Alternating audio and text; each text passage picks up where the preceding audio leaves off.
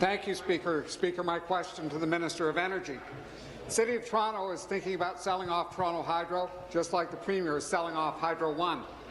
The Minister defends the Hydro One sale by claiming that the Ontario Energy Board will protect the public from arbitrary rate increases.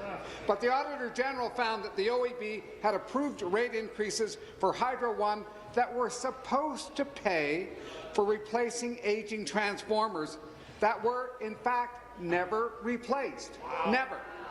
Hydro One made misrepresentations to the OEB, but instead of taking action, the minister named a Hydro One vice president to the Ontario Energy Board. Wow. Why should we trust the OEB to protect the public from high rates when the minister stacks the board with insiders who are hostile to consumers? Thank you. Minister of Energy. Mr. Speaker, it's an old question that's been asked by that critic a number of times, Mr. Speaker.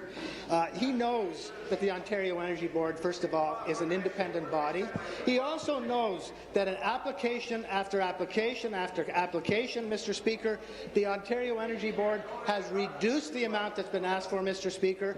They have now new legislation, which we've passed in this session, Mr. Speaker, that increases the ability of the Ontario Energy Board to provide daily fines of up to $1 million for those utilities, Mr. Speaker, those people who apply to the board on an ongoing basis, Mr. Speaker. They are responsible, they have done their job, Mr. Speaker, and they will continue to do so.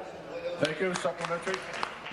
Speaker, before the government stripped the Auditor General of her oversight of Hydro One, she found that Hydro One had failed to make the equipment upgrades that previous rate increases were supposed to pay for. The chair of the OEB says that they're not auditors, and so when a utility asks ratepayers for more money, the OEB will not bother to determine if that money was actually used properly, what it was claimed to be used for. Similarly, when Torontonians called on the OEB to investigate whether Anthony Haynes, the CEO of Toronto Hydro, had lied under oath about his credentials, the OEB dismissed them and apparently no investigation took place. How can we believe that this sleepy watchdog will defend Torontonians from soaring rates based on any misrepresentation from Toronto Hydro?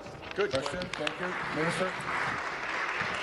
Mr. Speaker, I respect the commitment that the member has to the environment and to the energy sector, Mr. Speaker, but I think it is not appropriate that he try to smear the Ontario Energy Board to the extent that he is doing right now, Mr. Speaker. The members are independent, Mr. Speaker.